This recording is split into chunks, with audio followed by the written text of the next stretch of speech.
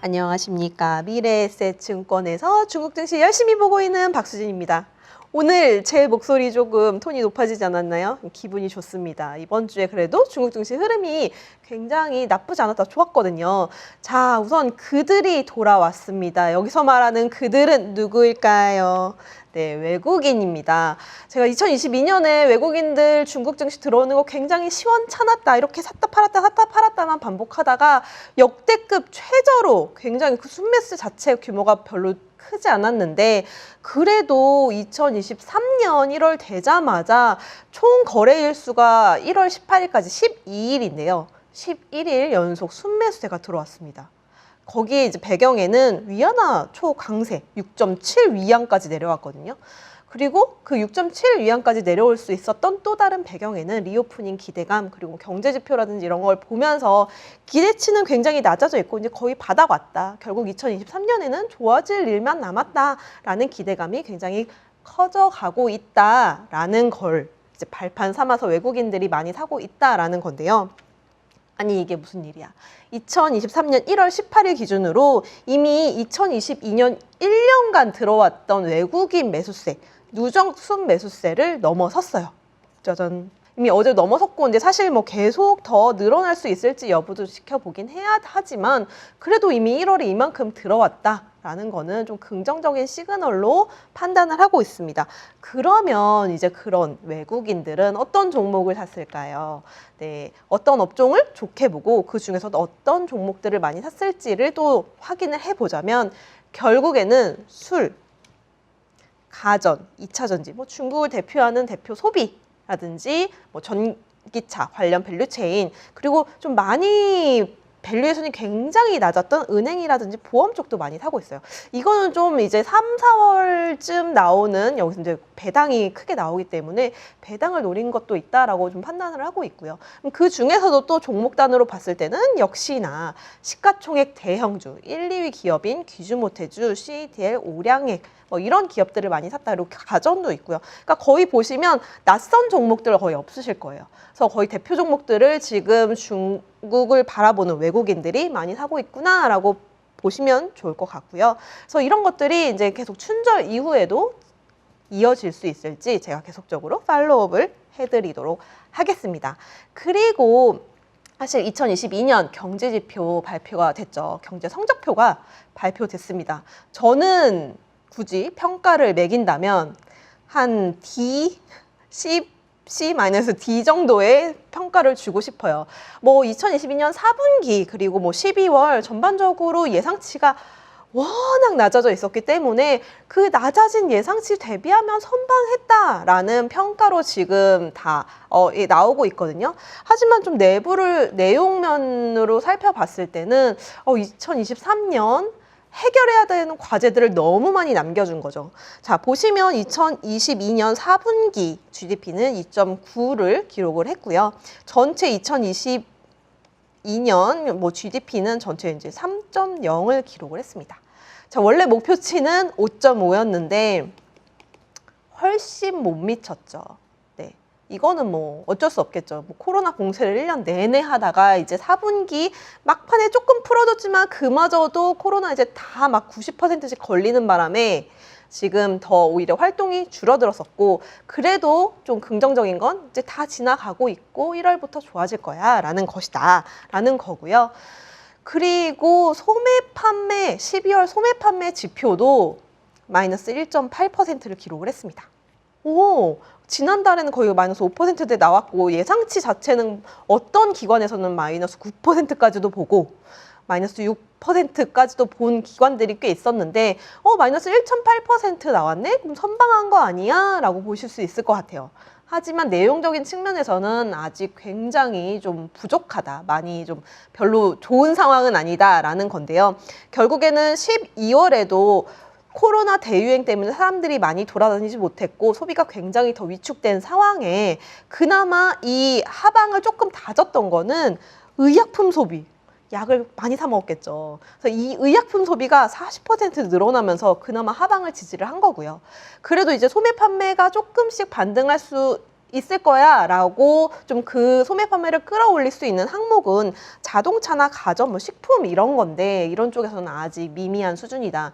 그래도 뭐 1월부터 좋아지겠지 라고 얘기를 하면서 선방했네 라고는 하지만 역시나 아까 말씀드렸던 것처럼 남은 과제들이 너무 많은 거예요. 자동차도 더 끌어올려야 되고 가전도 끌어올려야 되고 식품, 그러니까 외식 같은 것도 더 이제 돌아다니다 보면 저절로 이제 활성화되긴 하겠지만 그래도 더 끌어올려야 된다라는 점을 좀 확인할 수 있었고요. 그리고 이제 지표 중에 가장 뉴스도 많이 나오고 충격적이었던 사실. 자, 중국의 인구가 14.1억 명을 기록을 했는데 이게 작년보다 85만 명이 줄어든 거라고 해요. 61년 만에 처음으로 역성장을 기록했다. 이제 중국이 지금까지 받아오던 인구 보너스라는 국가의 밸류에이션을 받을 수 없다. 뭐 이런 뉴스들도 많이 나오고 있고 이제 인도가 중국을 넘어설 것이다. 뭐 이런 뉴스들도 굉장히 많이 나오고 있습니다. 사실 중국도 이런 인구 감소 문제에 대해서 굉장히 좀 민감하고 심각하게 받아들였던 거는 이미 그 전부터 진행이 됐던 거예요. 그래서 보시면 출생률 자체가 굉장히 많이 빠졌어요. 왜? 산하 제한 정책을 했었잖아요. 네. 그래서 2005년, 6년까지도, 2010년까지도 한자녀 정책을 계속 유지를 하다가, 이렇게 많이 꺾이니까 안 되겠네. 2자녀까지 허용을 해주자라고 해서 이제 2자녀 정책을 펼치면서 조금 반등을 하긴 했지만, 그래도 중국도 우리나라와 일본 이런 데랑 마찬가지로 이제 결혼 정년기가 좀 계속 늦어지고 있고 결혼을 많이 하지 않고 있고 결혼을 해서 내 집을 사는 문제, 아기를 낳아서 키우는 문제 이런 것들이 젊은 사람들도 사실 이게 쉬운 문제가 아니구나라는 부분들이 계속 사회 현상으로 나타나면서 줄어들고 있었던 가운데 여기에 이제 코로나가 발생이 된 겁니다. 이런 사회 구조적인 문제에 더불어서 이제 코로나가 발생을 하면서 코로나 때문에 많이 죽어서 인구가 감소한 건 아니에요. 실질적으로 보시면 사망률 자체는 그렇게 변동성이 크게 나타나진 않아요. 플랫한 상황이고 출생률이 이렇게 많이 줄어든 거는 한 2020년부터는 이런 구조적인 문제에 더불어서 중국인들도 이제 이런 통계가 나왔어요. 백신을 맞아야 되니까 내가 하려고 했던, 내가 계획했던 임신을 미룬다. 라든지 이런 그리고 내가 병원을 가서 임신한 이후에도 검진을 받고 나으러 많이 병원을 다녀야 되는데 병원 인프라가 어땠죠? 정말 이런 건 내가 보호받을 수 없고 검진을 받을 수 없는 환경까지도 이제 이런 것들이 계속 쌓이다 보니까 이런 출생률이 이렇게 급격하게 꺾였다라는 것들이 좀 전반적으로 문제가 되지 않았을까. 그러면 이제 풀렸으니까 많이 나을까? 라고 했을 때 저는 이게 당장 나타나지는 않을 것 같아요. 계속 이제 약간 옆으로 플랫하게는 갈 수는 있겠지만 그래도 좀 많이 꺾여 있는 상황이고 이거를 이제 돌파하기 위해서 중국 정부가 어떤 출산 장려 정책을 적극적으로 펼칠 것이냐 가 과제로 남아있겠죠. 그래서 이 부분은 계속 이제 매년 지켜봐야 되는 것 같고 아마도 이제 예전에 받았던 중국의 인구 보너스라는 이제 밸류에이션은 조금은 많이 깎아야 된다라는 거는 인정하고 넘어가야 될 것 같습니다.